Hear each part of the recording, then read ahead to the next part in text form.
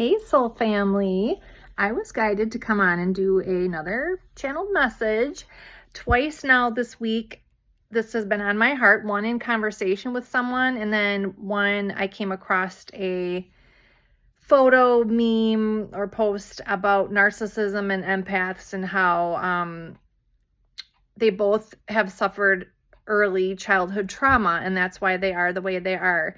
And a few days ago, I was in a conversation with someone who has shared similar experiences as I have with a narcissistic ex-spouse. And we were just talking about it, and we were just kind of going a little deeper and trying to understand the narcissist and like talking about our healing and the different therapies that we have or have not tried and things like that. And for me, I said I didn't really have a ton of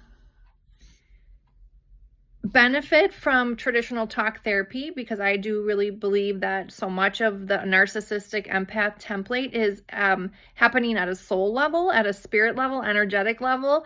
And we often attract each other like magnets because we are meant to learn from one another and heal certain patterns and wounds. And although I do believe, sure, some of the narcissists could have had childhood trauma, but when I was talking to this individual, he said, well, my therapist explained it that narcissists have had trauma and that's why they are the way they are. And I was like, yeah, but you and I have had trauma. This is what I'm saying to him. Yeah, but you and I have had trauma and we haven't turned out to be assholes. Like, I don't like the model of chalking up why a narcissist is the way they are because they've had childhood trauma, as if we need to somehow invoke sympathy for them, like, oh, to feel bad for them that they had childhood trauma. There's so many people that I know that are like that had a perfectly okay childhood. I'm not going to say I know everything that happened in somebody's childhood, but that it puts just too much blame on the parents of the child and like their upbringing. And you could have had a normal parents and still become a narcissist. I'm trying to avoid this glare. I do need to do some reading, so I don't want to take my glasses all the way off, but so I don't really like that. It definitely rubbed me the wrong way. It triggered me, and I was kind of thinking later, and I just shared with him that I feel that so much of the narcissistic issue is happening at a soul level. Sure, there's mental health things and emotional things that play into it, but it's a decision a person makes at a soul level to be the way they are. That's what I truly believe, which is why some people can have horrendous traumas happen to them and still not turn out to be narcissistic. Narcissistic have an evil side to them. They purposefully, willfully manipulate, harm, gaslight for the intention of self-seeking and getting what they need out of their environment without any empathy or compassion or a lack of like accountability or conscience. And so that to me is a soul issue, okay, that a person has made and chosen, whether in this life or a past life. I do believe in past lives now. So somebody could maybe have suffered trauma in this life, or it could be passed on generational trauma. I don't care where it came from. It's a soul choice somebody has about what they're going to do about the experiences that they've had, good, bad, and the ugly, right? We all make that choice at a soul level to do that. And that's why I've created the soul quality test. That was 333 on the clock there just a second when I looked. A soul quality test for you to find out once and for all what you're dealing with. Are you dealing with a positive soul or a negative soul? And I use my mystic abilities, the wisdom of the Akashic records, to find out once and for all what you're dealing with. A super easy, fast, cheap test to do to avoid the drama of like getting into the wrong partnerships or dating scene. And like this person I was talking to was a grown adult and was talking about how his grown son is worried about attracting a narcissist because of what he saw his parents go through. And he was like, oh, I really just want my son not to fail and to have to learn the hard way. And I was like, well, later on I texted him like, well, I do have this soul quality test if you want to give it to your son. And like as a precautionary method, of course, he should do all the things and spend time getting to know someone and setting boundaries and see how they respond and just take time, because they do really reveal themselves over time. Like anyone does, their true colors show the more time you spend with them, right? The mask has to slip at some point.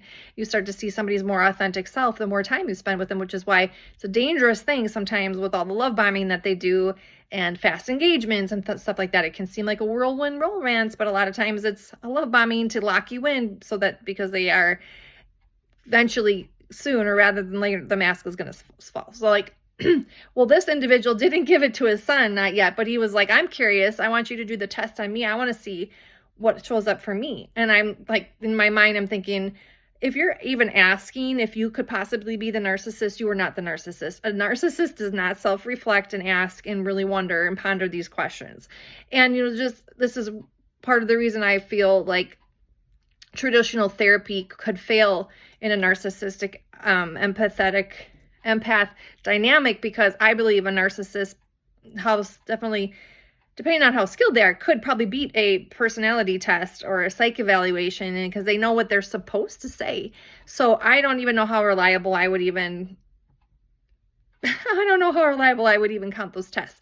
I'm not poo-pooing anybody in the mental health, psychiatry, psychologist. Hey, I wanted to be one. I love helping people with problems and talking things out, and I could be probably a really good counselor. But I think we do a disservice to ourselves and other people who are struggling to cut out the spiritual aspect of this. We are a physical being with a spirit. I would argue that we're a spirit with a body more than anything. We have emotions, we have a mind, but we also have an energy and a spirit. And we cannot keep discounting that. It's a very real part of it. And especially with the narcissist empath dynamic, if you've experienced it, you know what I'm talking about. It's a soul-sucking situation, and your soul will be crushed and you will have to learn to rebuild.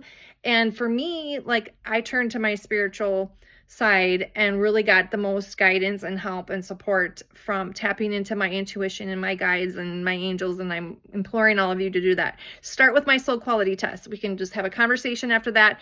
You can find out what you're dealing with. It's a great test for somebody you're dating, want to marry, hire as an employee. If you want to get a job, do an employer, a best friend, like somebody you want to make business partners with. Like, honestly, your own self, your kids, like your family. If you have a difficult family member and you're just always hitting your head against a wall, it could be that they're just like, they got a negative soul and they've just chosen that at some point to just come from their conscience and their source energy, and they have to take from their environment around them. That's how their energy has to survive. It's just the facts of it. So the quote that I saved in my phone, and I just wrote it down here, was, it's not really a quote, it's like more of a long paragraph. Both narcissists and empaths suffered from early childhood trauma. The empath took that pain and became more compassionate, not wanting others to suffer the same fate they did. The narcissist got angry and decided to take their anger out on the world, vowing to put themselves first. Empaths were strong enough not to let their trauma destroy their goodness, while narcissists were weak and let the trauma overcome them. I get what they're saying with this, but so much of this just triggers me. Like, a narcissist got angry. Well, you know what? The empath gets angry too. I've been really pissed off in the situations that I've been put in and the things that have happened to me.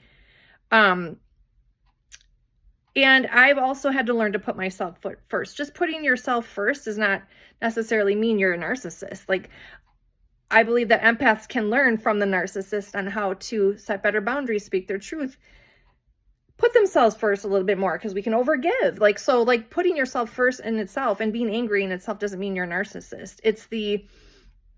And also, empaths were strong enough not to let their trauma destroy their goodness. I feel like the narcissist is strong too. They have a very strong will and drive for the end goal and doing whatever they have to do to get to the end goal. So it's not really a matter of strength or feelings around it. It's just who they are at a soul level. It's just how they play out when they get into close situations with people like this. And that's how I see it. So I don't know. Let me know your thoughts on that. I get what they're saying. And at first I was like, yeah, I agree with that. Like, it's a choice that you make on how you're going to live your life, right? How you're going to show up. Oh, sorry. When I do these channelings, I yawn. And I feel like this is going to be a really huge relief and give somebody rest. I don't know why I yawn. It's just a huge release of energy. But I feel like somebody out there needs to have the education behind this, because maybe all they're getting is talk therapy, therapists, psychiatrists, psychology, the mental logical part of this, and maybe some things are still not adding up to, and maybe the spiritual component while helping. This is not about religion. I would consider myself very spiritual, and I'm not gonna push any religion. I think it's a great idea to be part of a faith-based thing for community and stuff like that. But I know a lot of people that have really gotten hurt by their religion and their church. So I'm more encouraging you all to just tap into the spiritual side of yourself and your intuition and your guides and your angels and your ancestors that want to support you and gently nudge you and guide you on your path. If you want to start somewhere, reach out to me, thezenzone@mail.com, mail.com. The Zen Zone, THEZENZONE @mail.com.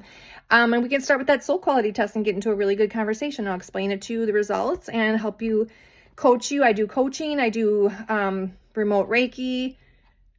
I'm I would say, spiritual coach, guide, channel.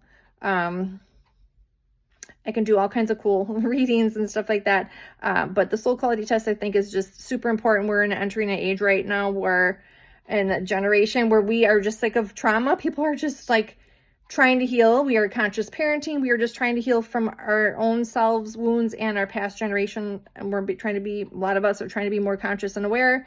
11 minutes exactly on the clock there. 11 is a spiritual number of alignment.